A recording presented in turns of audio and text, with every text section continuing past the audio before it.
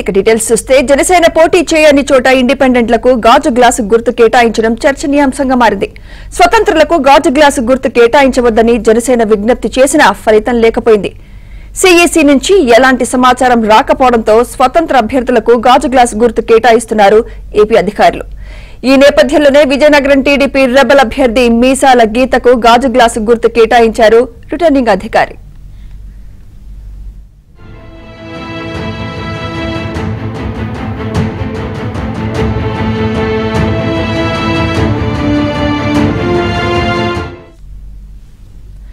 అటు జగ్గంపేట స్వతంత్ర అభ్యర్థి పాఠంశెట్టి సూర్యచంద్రకు గాజు గ్లాసు గుర్తు కేటాయించారు. ముగ్గురు అభ్యర్థుల సమక్షంలో డ్రా తీసిన రిటర్నింగ్ అధికారి ఆ గుర్తు ఇచ్చారు.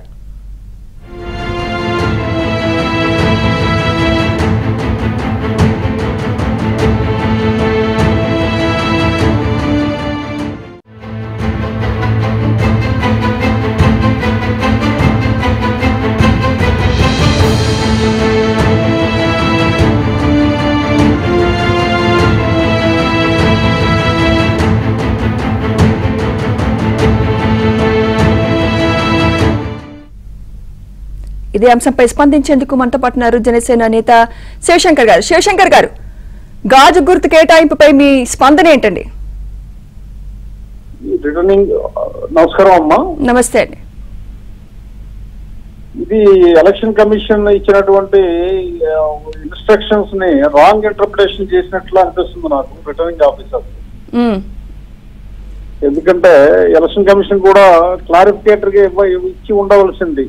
ఇది కరెక్ట్ కాదు, ఇది ప్రజాస్వామ్య ప్రక్రియకి ఒక డిస్టర్బెన్స్ క్రియేట్ చేసింది. కావాలని అధికార పార్టీ కొంతమందిని ఇండిపెండెంట్ గా వేసి గాజు గుర్తు అక్కడ తీసుకొచ్చి ఈ ఫ్రీ అండ్ ఫెయిర్ ఎలక్షన్ కి తూట్లు పోవడానికి ఎన్నికల అధికారులు కొంత సహకరించారన్నది నా అభిప్రాయం.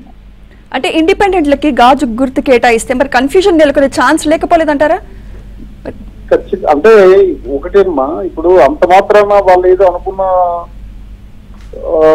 ఇది బెనిఫిట్ గా రాదు. ఎందుకంటే జనసేన ఎక్కడెక్కడ పోటీ చేస్తుంది అన్నది మా తాలూకా క్యాడర్కి కానీ జనసేనకి కానీ వేరే వాళ్ళ అందరికీ తెలుసు. జనసేనని పక్కదోవ పట్టించి లబ్ధి పొందాలనుకునే వాళ్ళ ప్రణాళిక అయితే మాత్రం అది అంత విజయవంతం కాదు. ఎందుకంటే మా దాంట్లో కమ్యూనికేషన్ డౌన్ ద లెవెల్ చాలా ఫాస్ట్ గా వెళ్తుందమ్మా. పవన్ కళ్యాణ్ గారు మాట చెప్పారు అంటే డౌన్ ద లెవెల్ చాలా ఫాస్ట్ గా వెళ్తుంది.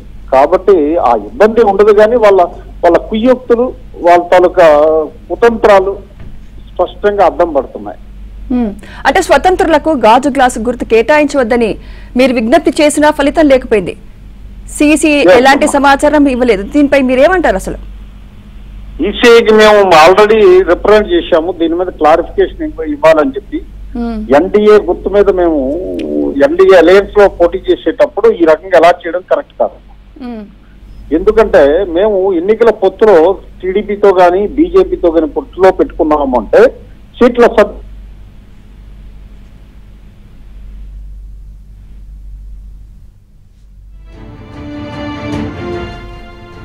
రైట్.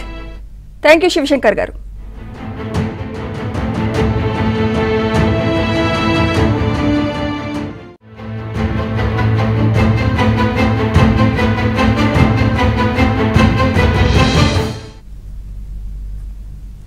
రైట్. ఇక ఇండిపెండెంట్లకు గాజు గుర్తు కేటాయింపుపై మరింత సమాచారం మా ప్రతినిధి సత్య అందిస్తారు. సత్య. సుమిత్ర, రాష్ట్ర వ్యాప్తంగా జనసేన ఎక్కడైతే పోటీ చేయడం లేదో ఆయా ప్రాంతాల్లో ఇండిపెండెంట్లకు అదేవిధంగా కూటమి రెబల్ అభ్యర్థులకు గాజు గ్లాస్ గుర్తును కేటాయిస్తున్న పరిస్థితి అయితే ఉంది. మొత్తం జనసేన తరఫున 21 స్థానాల్లో రాష్ట్ర వ్యాప్తంగా పోటీ చేస్తుండగా 2 పార్లమెంట్ స్థానాల్లో కూడా జనసేన పోటీ చేస్తోంది. అయితే నిన్న ఎన్నికల సంఘం రాష్ట్ర ప్రధాన ఎన్నికల అధికారి కార్యాలయం ఒక ప్రకటనను విడుదల చేసింది. ఈ నెల 26వ తారీఖున. ఈ ప్రకటనలో ప్రధానంగా ఒక కీలకమైన అంశాన్ని చెప్పడం జరిగింది. ఆ కీలకమైన అంశం ఏంటంటే మొత్తం అన్ని స్థానాల్లో కూడా గాజు గ్లాసు గుర్తు జనసేన పార్టీకి కేటాయిస్తున్నట్టుగా చెప్పారు. అయితే జనసేన పార్టీ ఎక్కడైతే పోటీ చేయలేదో ఆ ప్రాంతాల్లో మాత్రం దాన్ని ప్రీ సింబల్ గా ఏర్పాటు చేశామని చెప్పి ఈ రోజు తెలియజేశారు. దీంతో ఈ నిబంధనల అనుగుణంగానే తాము వ్యవహరిస్తున్నామని రాష్ట్ర ప్రధాన ఎన్నికల అధికారి కార్యాలయం తెలియజేసింది. ముఖ్యంగా గాజు గ్లాసు తరపున అంటే జనసేన ఎక్కడైతే పోటీ చేయడం లేదో ఆయా స్థానాల్లో గాజు గ్లాసు గుర్తును ఫ్రీ సింబల్ గా పెట్టడంతో ఇప్పటికే విజయనగరంలో టీడీపీ రెబల్ అభ్యర్థిగా పోటీ చేసినటువంటి ఇండిపెండెంట్ అభ్యర్థిగా పోటీ చేసిన మీసాల గీతకు గాజు గ్లాస్ గుర్తును కేటాయించారు. అదేవిధంగా జగ్గంపేటలో కూడా గాజు గ్లాస్ గుర్తును కేటాయించడం జరిగింది. ఇలా రాష్ట్ర వ్యాప్తంగా ప్రతి నియోజకవర్గంలో కూడా గాజు గ్లాస్ గుర్తును కేటాయించడంతో ఇక కూటమి తమ గ్లాసు తమ అభ్యర్థి తమ గుర్తు ఏంటనేది విస్తృత ప్రచారం చేయాలని తెలుగుదేశం బీజేపీ గుర్తుల తరఫున విస్తృత ప్రచారం ఎక్కడైతే గాజు గ్లాసు ఇండిపెండెంట్లు ఉంటుందో అక్కడ తమ గుర్తు గురించి విస్తృత ప్రచారం చేయాలని నిర్ణయించింది. ఇదే సమయంలో ఎన్నికల సంఘం ఈ విధంగా కేటాయించడం పట్ల కూడా వారు తీవ్ర అభ్యంతరాన్ని అయితే వ్యక్తం చేస్తున్న పరిస్థితి అయితే ఉంది. Right, thank you.